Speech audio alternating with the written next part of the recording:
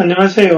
오늘은 마태복음 24장 1절부터 44절까지를 목장 성경 공부로 공부하도록 하겠습니다. 이 24장은 예수님께서 주일에 예루살렘 입성하시고 성전에서 장사하는 사람들을 혼내시고 그 다음에 바리새파 사람들 성경학자들과 또 논쟁하시고 그런 다음에 이제 화요일 날이죠. 그게 화요일이었는데 화요일에 이제 다 성전에서 물러나셔서 베다니로 돌아가시는 길에서 일어나는 일입니다. 그 배경을 보시면 3절에 나오죠. 올리브 산에 앉아 계실 때거든요. 그러니까 성전에서 나와서 베다니로 돌아가는 길에 올리브 산을 통해서 가시는데 이제 앉아 계시는데 뒤편으로 성전이 이렇게 정말 이렇게 장엄한 모습으로 서 있는 것이 보이는 겁니다. 그것을 이제 제자들이 언급을 합니다. 그게 이제 마가복음에도 13장에 나오고 누가복음 21장에도 나오는 내용인데 그 내용을 들으신 예수님께서 그 2절에 나오시는 말씀을 하시죠. 너희가 지금 보고 있는 것이 돌 하나도 돌 위에 남아있지 않고 다 무너질 것이다. 그렇게 말씀하십니다. 2절에서. 그러니까 이제 그 제자들이 3절에서 질문을 합니다. 그냥 이렇게 볼 때는 성전이 언제 무너지겠습니까? 라는 좀 것으로 해석이 될 수 있겠지만 사실은 자세히 보면 이 질문이 두 가지입니다. 하나는 성전 파괴에 관한 것이고 또 하나는 세상 끝날에 관한 것입니다. 그 첫 번째 나오는 성전 파괴에 관한 것은 주후 70년에 로마군에 의해서 성전이 파괴가 되면서 사실은 이루어집니다. 그리고 이 예수님 재림에 관한 질문, 즉 세상 끝날에 관한 질문은 예수님께서 이렇게 그 다음으로 쭉 말씀을 하시는데 이게 성전 파괴에 관한 그 점에 관한 예언을 하시는 건지 아니면 궁극적으로 예수님께서 재림하시는 날에 관한 것인지 분명하지 않게 계속 쭉 이야기하십니다. 그래서 이 학자들이 이 내용들을 가지고 이것이 서기 70년에 이 사건을 예언하신 거냐 아니면 나중에 돌아오실 예수님에 관한 것이냐라고 의견이 조금 엇갈리는 것도 사실입니다. 그런데 이것을 해석하려고 그러면 어떤 것을 생각하시면 제일 좋으냐 하니까요. 여러분 우리나라 산을 구경하신 적이 있죠? 멀리서 보면 그죠? 텍사스는 산이 없으니까 잘 안 되는데 멀리서 이 산을 바라보면 산이 하나 있는 것 같습니다. 그죠? 근데 차를 운전해서 예를 들어서 캐나다의 그 라키 산맥을 가보신 분들 같으면 차를 타고 이 산에 가까이 가면 보입니다. 이 멀리서는 하나로 보였던 산이 실제로 하나가 아니고 여러 개가 줄지어서 있는 모습이라는 것을. 그러니까 이 예수님의 예언을 해석할 때는 시기적으로 멀리서 보는 관점과 가까이 왔을 때의 관점이 다르다라는 것을 우리가 이해하고 있으면 좋습니다.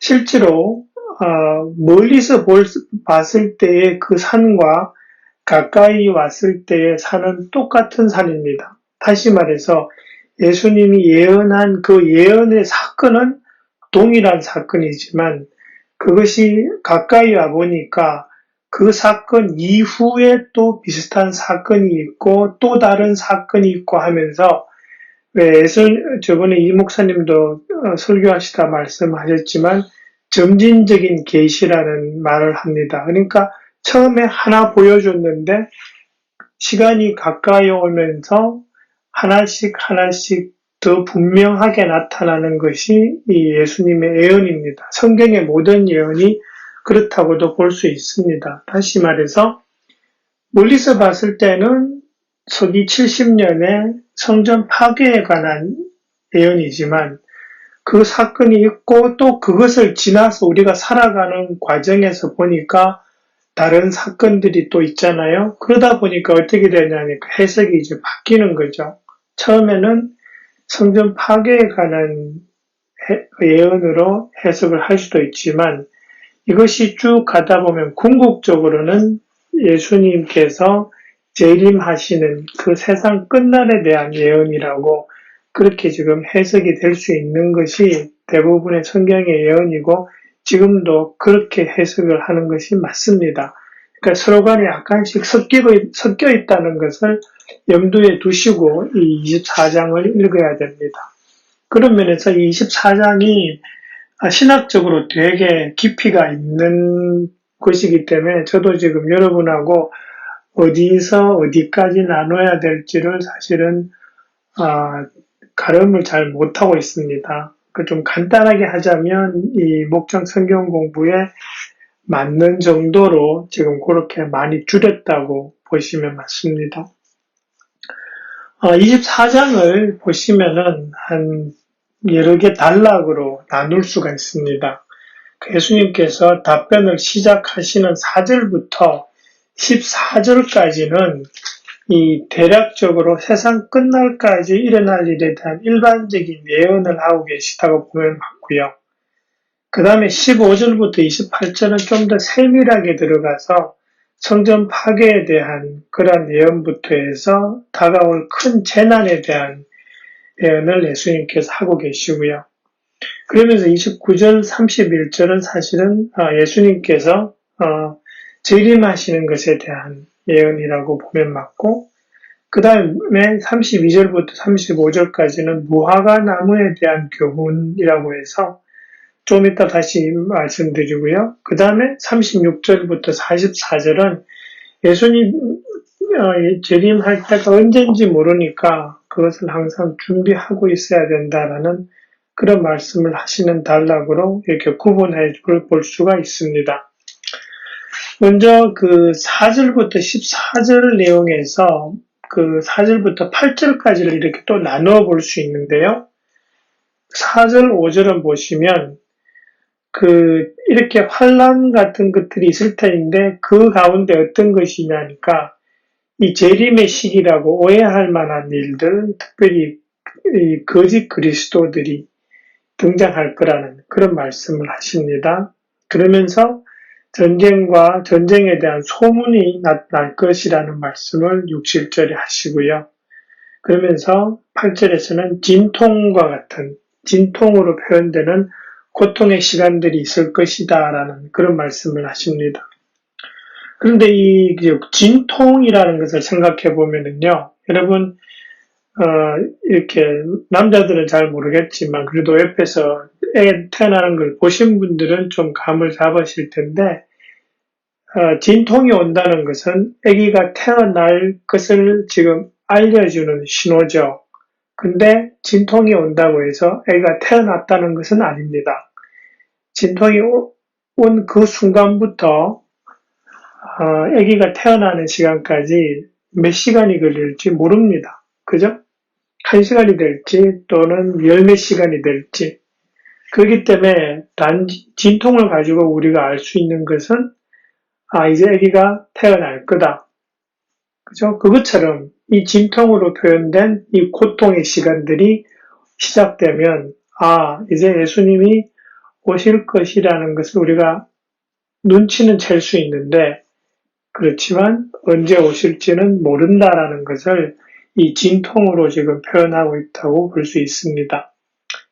그 다음에 이제 9절부터 14절에서는 또 어떤 이 곤란과 진통이 있을 것이냐니까 이제 고통의 시간이 있다는 거죠. 박해가 있을 것이고 그 박해 때문에 많은 사람들이 걸려 넘어지고 심지어 믿음도 버릴 거다라는 말씀을 9절, 10절에서 하십니다.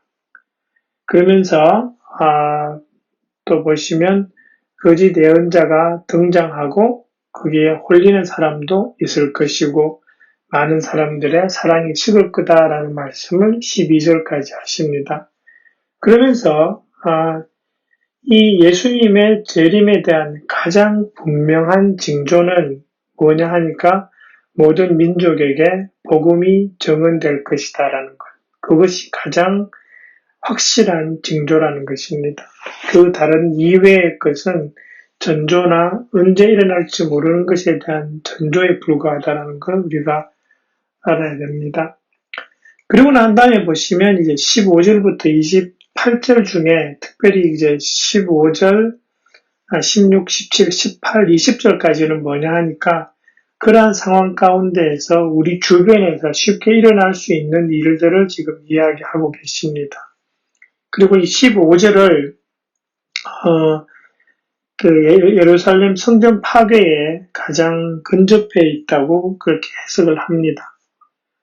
그러면서 16절에 보시면 산으로 도망가라 그랬잖아요. 근데 이 산으로 도망가라라는 이 사건이 한번 일어났습니다. 유대 사람들의 역사상에. 그게 주후 67년에 그 근처에 유대 사람들이 로마 제국에 대해서 반기를 듭니다. 그래서 좀 반란을 일으키는데 그것을 진압하고 하는 과정에서 많은 사람들이 펠라라는 산지 지역으로 특별히 믿은 사람들이 예수님 믿는 사람들이 많이 그쪽으로 도망쳤습니다. 그래서 산지로 도망한 일이 생겼다는 것입니다. 역사적으로 그런 일이 있었고요.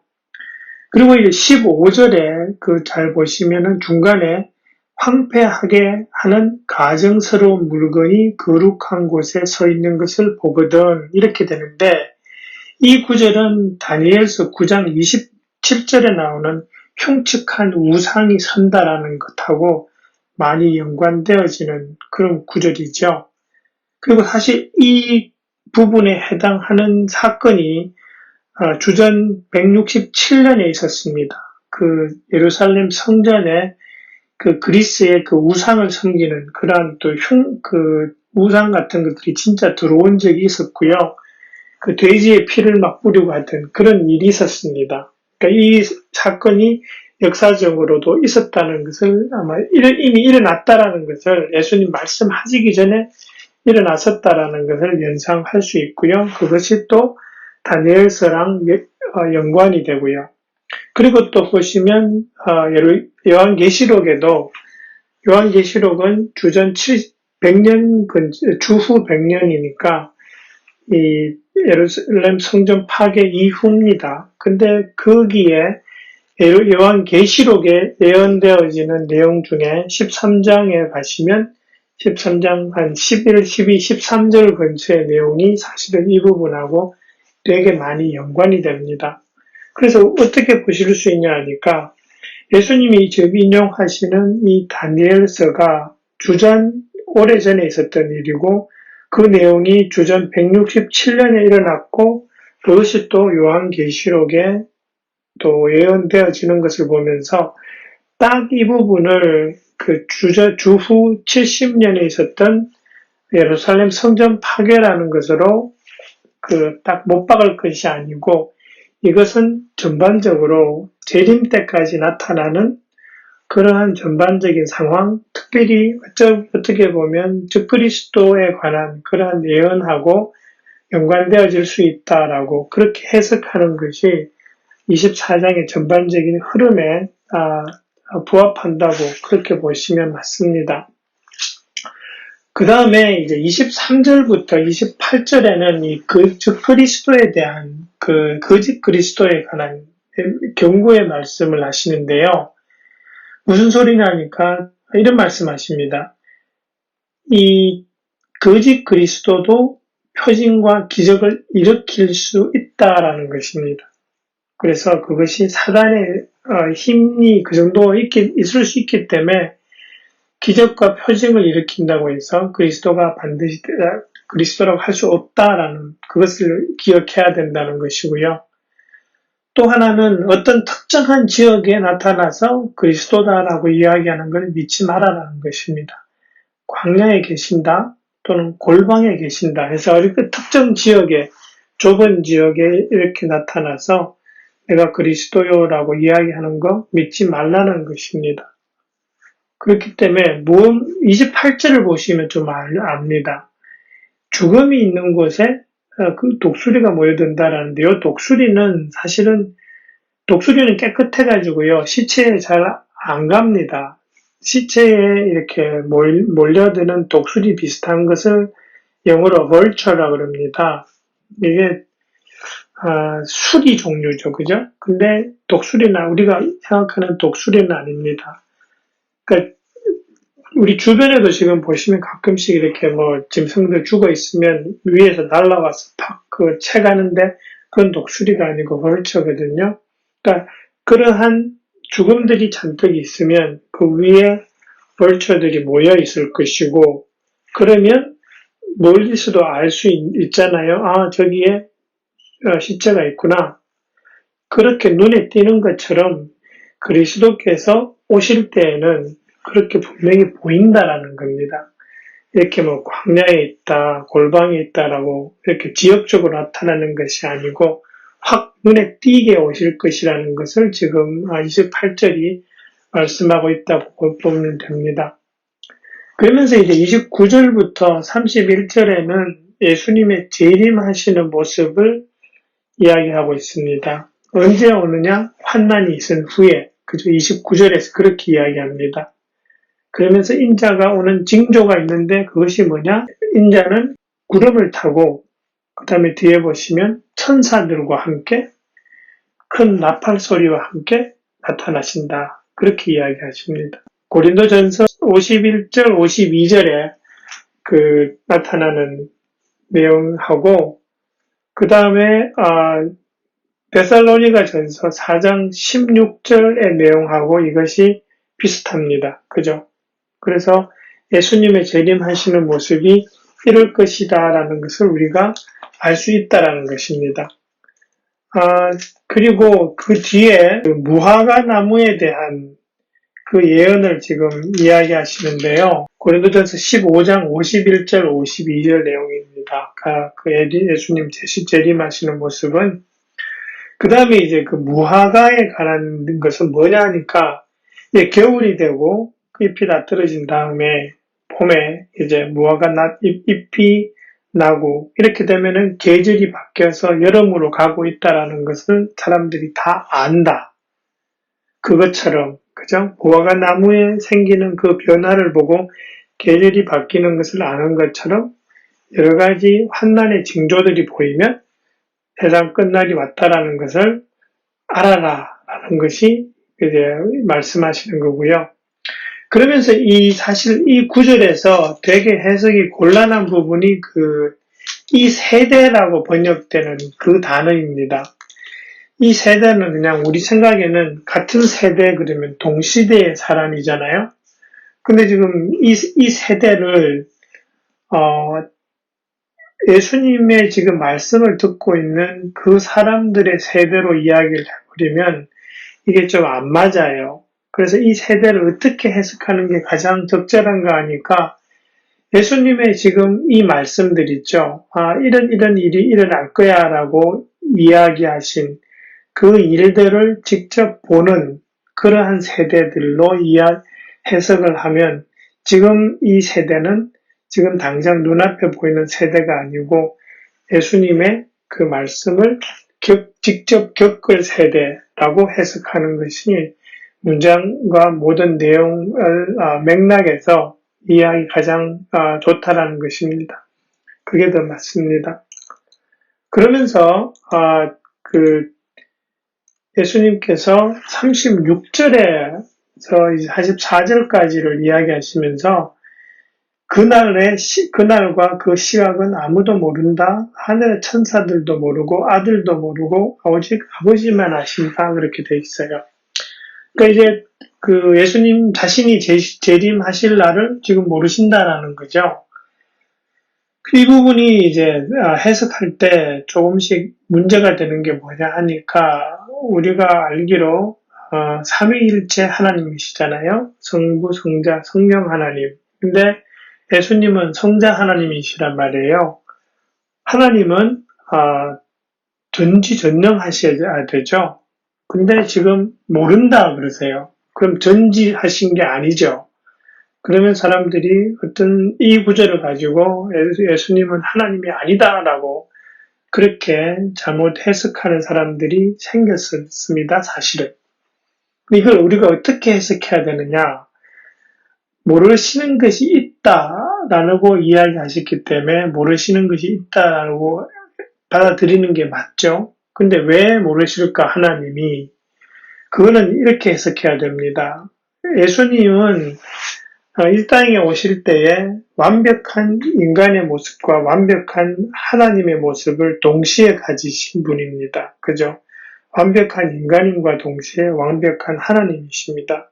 그런데 예수님께서 이 땅에 오셔서는 이 땅에 사역하시는 동안에 자신의 신성을 스스로 자제하셨습니다. 신성을 드러내지 않으시고 인성으로만 사셨습니다. 대부분의 시간을.